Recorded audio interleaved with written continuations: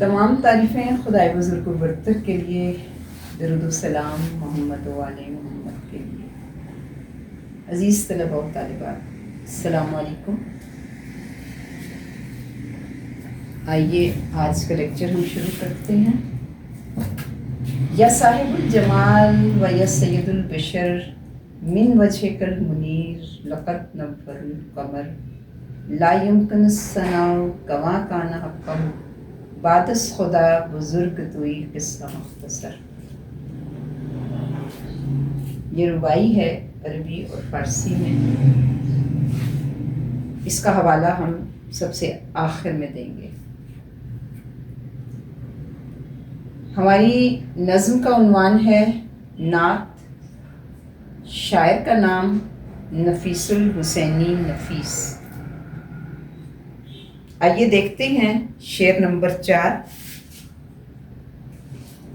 سدرۃ المنتہا رہگزر میں تیری، قاب قوسین گرد سفر میں تیری، تو ہے حق کے کریم، حق ہے تیرے کریم، تجھ سا کوئی نہیں، تجھ سا کوئی نہیں۔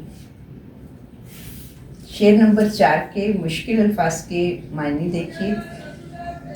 سدرۃ المنتہا، وہ بلند مقام شب معراج میں جہاں حضرت جبرائیل علیہ السلام رک گئے تھے۔ رہگزر راستہ، قاب قوسین دو کمانوں کا فاصلہ، یعنی قرب الہی کا مقام۔ حق، حق سبحانہ یعنی ذات خداوندی، سچ، کریم نزدیک۔ عزیز طلباء و طالبات، امید ہے کہ شعر نمبر 1 سے 3 تک کی تشریح آپ نے بغور سنی ہوگی اور اس سے استفادہ بھی کیا ہوگا۔ آج ہم شعر نمبر 4 کی تشریح کی طرف چلتے ہیں۔ مفہوم دیکھیے پہلے کہ شب معراج آپ صلی اللہ علیہ وآلہ وسلم سدرۃ المنتہا کی راہ گزر سے بلند ترین مقام قاب قوسین تک پہنچے۔ بے شک آپ جیسا کوئی نہیں کہ حق سبحانہ تعالی سے نزدیک تر مقام آپ نے پایا۔ حقیقت ہے کہ بعد از خدا بزرگ توئی قصہ مختصر۔ پروردگار عالم سورہ بنی اسرائیل کی آیت نمبر 1 میں ارشاد فرماتا ہے، ترجمہ دیکھیے اس کا، کہ وہ خدا پاک و پاکیزہ ہے جس نے اپنے بندے کو راتوں رات مسجد حرام یعنی خانہ کعبہ سے مسجد اقصی یعنی آسمانی مسجد تک کی سیر کرائی، جس کے چوگرد ہم نے ہر قسم کی برکت مہیا کر رکھی ہے تاکہ ہم اس کو اپنی قدرت کی نشانیاں دکھائیں۔ میزباں خالق کونین بنا خود تیرا، تیری توقیر سرے عرش معلا دیکھی۔ اور سورہ والنجم میں ارشاد خداوندی ہے، یہ آیت نمبر 8 اور 9 کا ترجمہ ہے کہ پھر قریب ہوا اور آگے بڑھا اور 2 کمان کا فاصلہ رہ گیا، بلکہ اس سے بھی قریب تھا۔ اس تلمیحی شعر میں شاعر نے واقع معراج کی طرف اشارہ کیا ہے کہ حضور اکرم صلی اللہ علیہ وآلہ وسلم ہی محبوب رب المشرقین والمغربین ہیں۔ آپ کی ذات اقدس اس کائنات میں بے پناہ کمالات و اختیارات کی حامل ہے۔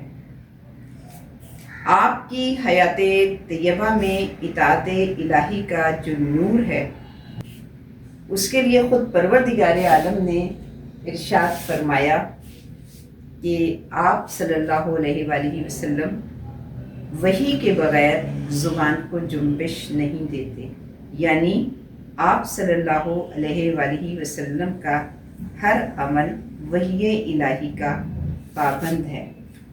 چنانچہ بحکم الہی آپ کے پاس حضرت جبریل امین تشریف لائے اور خدا کا پیغام دیا، اور جناب نبی اکرم صلی اللہ علیہ وآلہ وسلم حضرت جبریل امین کی ہمراہی میں پروردگار عالم کے حکم پر روانہ ہوئے کہ عجائبات آسمان و زمین کو ملاحظہ کر سکیں۔ نور تھا، نور کی رفتار سے مصروف خرام، خرام کا مطلب چلنا، کھل گیا راز زمانے پہ یہ معراج کی رات۔ آپ نے عجائبات آسمان و زمین کو ملاحظہ کرتے ہوئے آپ ایک ایسے مقام پر پہنچے کہ جہاں تمام انبیاء علیہ السلام صف بستہ کھڑے تھے اور آپ نے انہیں نماز پڑھائی۔ بے شک آپ صلی اللہ علیہ وآلہ وسلم ہی امام الانبیاء ہیں۔ آسمان پر فرشتگان الہی نے، بلکہ ہر آسمان پر فرشتگان الہی نے آپ کا پرجوش خیر مقدم کیا، اور مقام سدرۃ المنتہا پر جبریل امین نے آگے ساتھ دینے سے آپ کی ہمراہی کے لیے معذرت چاہی، لہٰذا اگلی منازل رسول کائنات صلی اللہ علیہ وآلہ وسلم نے خود اکیلے ہی طے فرمائیں، یہاں تک کہ آپ قاب قوسین کی منزل پر پہنچے اور خداوند کریم آپ سے ہم کلام ہوا۔ ایک پردہ ہی پردہ تھا، رہا تھا نہ ذرا فرق، کہتا ہے خدا آپ کے قوسین کا تھا فرق۔ قوسین یعنی دو کمانوں کا فاصلہ، یہاں پر ہم نے میننگز میں بھی لکھا۔ یہاں کائنات کے رسول صلی اللہ علیہ وآلہ وسلم اور خدائے برحق کے مابین پردہ حائل تھا، اور محبوب خدا صلی اللہ علیہ وآلہ وسلم خدا کے نزدیک ترین، اور خدا اپنے محبوب نبی اعظم کے نزدیک ترین تھا، جیسا کہ ہم نے آغاز میں سورہ نجم کی آیت کا ترجمہ کیا تھا کہ پھر قریب ہوا، آگے بڑھا اور دو کمان کا فاصلہ رہ گیا، بلکہ اس سے بھی قریب تھا۔ حقیقت تو یہ ہے کہ شاعر یہاں آپ صلی اللہ علیہ وآلہ وسلم کی عظمت بیان کرتے ہوئے یہ بتا رہا ہے کہ یہ وہ مقام عظمیٰ ہے کہ نہ اس سے پہلے کوئی یہاں تک آیا، اور نہ ہی آپ صلی اللہ علیہ وآلہ وسلم کے بعد یہاں تک کوئی اور پہنچ سکے گا۔ یا رسول امین صلی اللہ علیہ وآلہ وسلم کائنات میں آپ جیسا کوئی بھی دوسرا نہیں ہے عرش حد سفر، کہکشاں ہے گرد قدم، زمین پہ ان کا بھلا نقش پا کہاں ہوگا۔ جی اب چلتے ہیں شعر نمبر 5 کی طرف۔ کہکشاں ذو تیرے سرمدی تاج کی، زلف تاباں حسین رات معراج کی، لیلۃ القدر تیری منور جبیں، تجھ سا کوئی نہیں، تجھ سا کوئی نہیں۔ آئیے دیکھتے ہیں مشکل الفاظ کے معنی۔ کہکشاں آسمان پر ستاروں کے جھرمٹ سے بننے والی سڑک، جو رات کی تاریکی میں بہت نمایاں نظر آتی ہے۔ ذو روشنی، سرمدی تاج ہمیشہ رہنے والی بادشاہت یا ہمیشہ رہنے والی سرداری، زلف تاباں چمکدار گیسو، چمکدار بال، لیلۃ القدر عزت والی رات، منور جبیں روشن پیشانی۔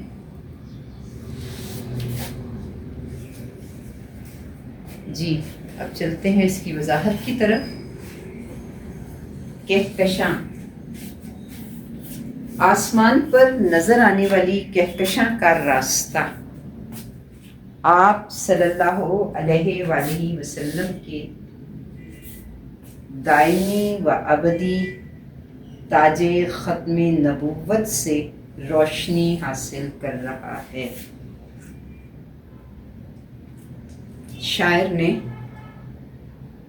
اس تلمیحی شعر میں ختمی مرتبت رسول کریم صلی اللہ علیہ وآلہ وسلم کی شان و عظمت کا تذکرہ کچھ اس طرح کیا ہے کہ پروردگار عالم نے نہ صرف یہ کہ آپ کو بے مثال بنایا بلکہ حسن و جمال کی تمام بلندیاں بھی آپ کے قدموں پر نثار کر دی ہیں، اور کائنات میں جہاں کہیں پر بھی ہمیں جو روشنی نظر آ رہی ہے وہ رسول کائنات صلی اللہ علیہ وآلہ وسلم ہی کی بدولت ہے۔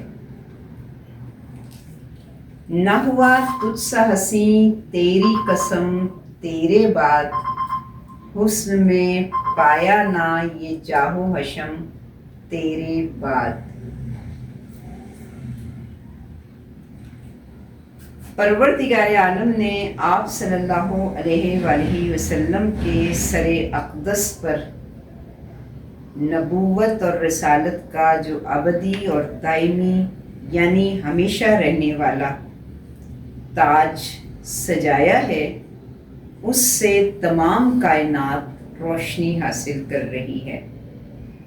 صرف ہماری زمین کی کہکشاں ہی نہیں بلکہ دیگر دنیاؤں کی کہکشائیں بھی اسی نور کی چمک سے روشنی حاصل کر رہی ہیں۔ زلفوں یعنی بالوں کا سیاہ اور چمکدار رنگ حسن کی علامت ہے، اور جناب رسالت مآب صلی اللہ علیہ وآلہ وسلم کی چمکدار سیاہ زلفیں معراج کی شب پر نور کی طرح تابانی دے رہی ہیں پوری دنیا کو۔ حضرت علی مرتضیٰ علیہ السلام نے رسول کائنات صلی اللہ علیہ وآلہ وسلم کا سراپا بیان کرتے ہوئے ارشاد فرمایا ہے کہ آپ صلی اللہ علیہ وآلہ وسلم کے مبارک بال ہلکے خمدار تھے، آپ کی زلفیں حسین اور خوشبودار تھی۔ گیسو ہیں کہ واللیل کے بکھرے ہوئے سائے، ابرو ہیں کہ قوسین شب قدر کھلے ہیں۔ دوسرے مصرعے میں شاعر نے لیلۃ القدر کا ذکر کیا ہے، یعنی عزت و مرتبے میں بلند ترین رات۔ دراصل آپ صلی اللہ علیہ وآلہ وسلم کی روشنی بکھیرنے والی پیشانی ہے۔ جس طرح لیلۃ القدر کے بارے میں ارشاد خداوندی ہے کہ تم کیا جانو شب قدر کیا ہے، بالکل اسی طرح سردار الانبیاء ختم المرسلین کی روشن اور کشادہ پیشانی کی چمک میں بھی ایسے ہی اسرار و رموز شامل ہیں کہ جنہیں جاننا، ان کی معرفت حاصل کرنا بہت مشکل ہے، اور آپ کے جیسا کائنات میں اتنے اوصاف کا حامل کوئی بھی نہیں ہو سکتا۔ آیات ہیں آیات تیرے حسن خد و خال کی مثال، واللیل تیری زلف ہے رخسار والقمر۔ اور حقیقت تو یہ ہے کہ پروردگار عالم نے آیات قرآنی میں اپنے حبیب کی جو تعریف بیان کی ہے اس کا سمجھنا اور انہیں الفاظ کے احاطے میں لانا بھی بہت مشکل ہے، اور ہم یہی کہہ سکتے ہیں کہ بعدس خدا بزرگ توئی قصہ مختصر۔ آئیے اب چلتے ہیں شعر نمبر 6 کی طرف۔ مصطفیٰ مجتبیٰ تیری مدح و ثنا میرے بس میں نہیں، دسترس میں نہیں، دل کو ہمت نہیں، لب کو یارا نہیں، تجھ سا کوئی نہیں، تجھ سا کوئی نہیں۔ اس شعر میں شاعر نے حضور اکرم صلی اللہ علیہ وآلہ وسلم کے القابات سے آغاز کیا ہے۔ اے پروردگار عالم کے پسندیدہ اور چنے ہوئے رسول کریم صلی اللہ علیہ وآلہ وسلم، آپ کی تعریف میرے اختیار اور پہنچ سے باہر ہے۔ نہ میرے دل میں اتنی ہمت ہے اور نہ ہی ہونٹوں کو یہ جرأت ہے کہ آپ کی ثنا خوانی کر سکیں۔ دوسرے مصرعے میں یہ جو لفظ ہے لب کو یارا نہیں، اس کا مفہوم معنی یہاں لکھنے سے رہ گیا ہے، آپ لوگ نوٹ کر لیں۔ لب سے مراد ہے ہونٹ، یعنی ہماری مطلب زبان، لفظی مطلب لب کا ہونٹ ہے۔ یارا کا مطلب ہے ہمت، بساط، کہ ہماری ہمت ہی نہیں ہے کہ ہم آپ کی تعریف کے لیے اپنے ہونٹ ہلا سکیں۔ نعت نگاری میں اکثر شعراء نے اکثر و بیشتر، چاہے وہ کسی زبان سے بھی تعلق رکھنے والے ہیں، عربی، فارسی یا اردو، ہمیشہ اپنی عاجزی اور کم علمی کا اعتراف کیا ہے کہ رسول کریم صلی اللہ علیہ وآلہ وسلم کی تعریف کرنا ہمارے لیے ممکن ہی نہیں۔ یعنی شاعر اپنی تمام عقیدتوں اور محبتوں کا اظہار کرنے کے بعد بھی اس بات کا اعتراف کرتا ہے کہ وہ رسالت مآب صلی اللہ علیہ وآلہ وسلم کے شایان شان الفاظ استعمال کر ہی نہیں سکا۔ اور ایسا کیوں نہ ہو کہ پروردگار عالم نے قرآن پاک میں اپنے حبیب کو جس انداز سے، جس طریقے سے پکارا ہے، ان کی نعت گوئی بھی کی ہے، قصیدہ خوانی بھی کی ہے، بہترین القابات سے نوازا بھی ہے، ویسا لب و لہجہ اختیار کرنا بشر کے لیے ممکن ہی نہیں۔ اس شعر میں بھی شاعر یہی بات کر رہا ہے کہ یا رسول اللہ صلی اللہ علیہ وآلہ وسلم، آپ مصطفیٰ ہیں، یعنی پروردگار عالم کے پسندیدہ ترین، برگزیدہ ترین اور افضل ترین انسان، اور آپ ہی کی ذات مجتبیٰ ہے، یعنی ذات واجب کی جانب سے منتخب شدہ اور چنی ہوئی۔ آپ ہی کے سر پر اشرف المخلوقات کا تاج ہے کہ آپ ہی پروردگار عالم کی افضل ترین مخلوق ہیں۔ آپ باعظمت ہستی ہیں، برگزیدہ ہیں۔ شاعر کہتا ہے کہ میں عاجز ہوں، بے بس ہوں کہ آپ کی تعریف میں اپنے قلم کو رواں کر سکوں، اور حقیقت تو یہی ہے کہ کوئی تعریف اس کی کیا کرے گا، خدا کا جو کہ منظور نظر ہو۔ خدا کے حبیب کی تعریف کرنا انسان کی بس کی بات نہیں۔ رسول کائنات صلی اللہ علیہ وآلہ وسلم کی شخصیت ایسی ہے کہ مسلمان تو مسلمان، غیر مسلموں نے بھی آپ کی عظمت و بزرگی کا اعتراف کیا ہے کہ انسانیت کی عظمت کا تاج صرف اور صرف ختمی مرتبت حضرت محمد مصطفیٰ صلی اللہ علیہ وآلہ وسلم ہی کے سر پر ہے۔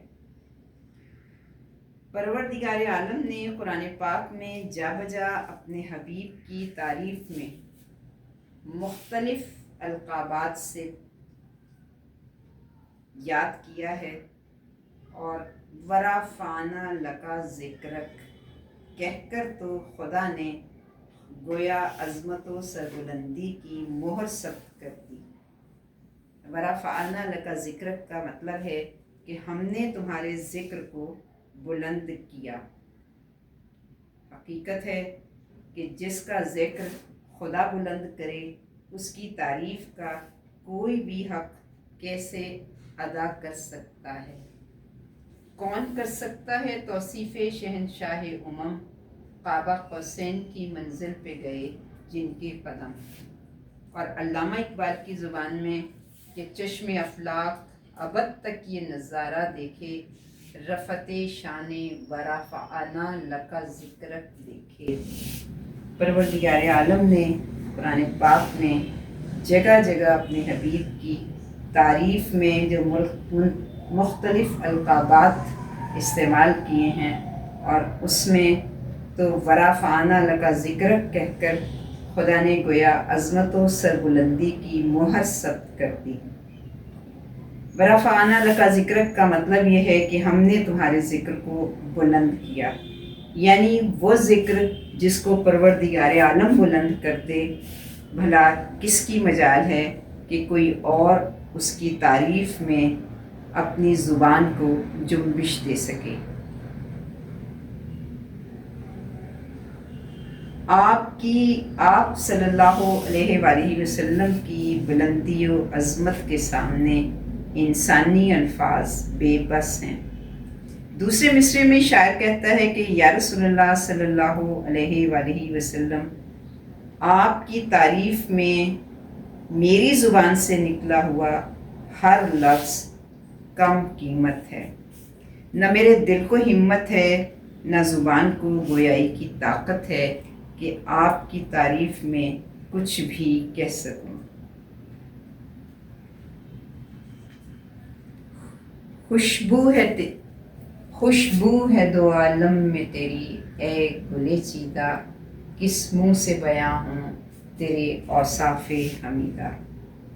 عزیز طلباء و طالبات، آغاز میں ہم نے سب سے اوپر ایک ربائی لکھی ہے جس کے 3 مصرے عربی زبان میں اور چوتھا مصرع فارسی زبان میں ہے۔ اس پوری نعت میں شاعر نے ہر شعر میں یہ بات کہی ہے کہ یا رسول اللہ صلی اللہ علیہ وآلہ وسلم، تجھ سا کوئی نہیں، تجھ سا کوئی نہیں۔ اس لیے ہم اس ربائی کا مفہوم اپنے ہر شعر کی وضاحت میں لکھ سکتے ہیں۔ یہاں کچھ تھوڑی سی وضاحت اس ربائی کی میں کر دوں کہ یا صاحب الجمال و یا سید البشر، اے حسن و خوبصورتی کے مالک، سید البشر، اے انسانوں کے سردار، من وجہک المنیر لقد نور القمر، آسمان پر چمکتا ہوا چاند آپ کے چہرے کی روشنی سے چمک حاصل کر رہا ہے۔ لا یمکن الثناء کما کان حقہ، ممکن ہی نہیں کہ آپ کی تعریف کا حق پورے طور پر ادا ہو سکے۔ بعد از خدا بزرگ توئی قصہ مختصر، میں اپنی بات یہ کہہ کر ختم کرتا ہوں کہ پروردگار عالم کے بعد بزرگ ترین ہستی صرف آپ ہی کی ہے۔ عزیز طلباء و طالبات، اس کے ساتھ ہی ہماری اس نظم نعت کی تشریح مکمل ہوئی۔ آپ سے پھر دوبارہ یہ بات میں کہوں گی کہ اگر کوئی شعر آپ کی سمجھ میں نہ آ سکے تو آپ اس کی وضاحت کے لیے ضرور سوال کر سکتے ہیں، اور اس نظم کو تیار کرنے کے بعد اس کا خلاصہ انشاءاللہ ہم جلد ہی دیکھیں گے۔ تب تک کے لیے خدا حافظ، سلامت رہیے۔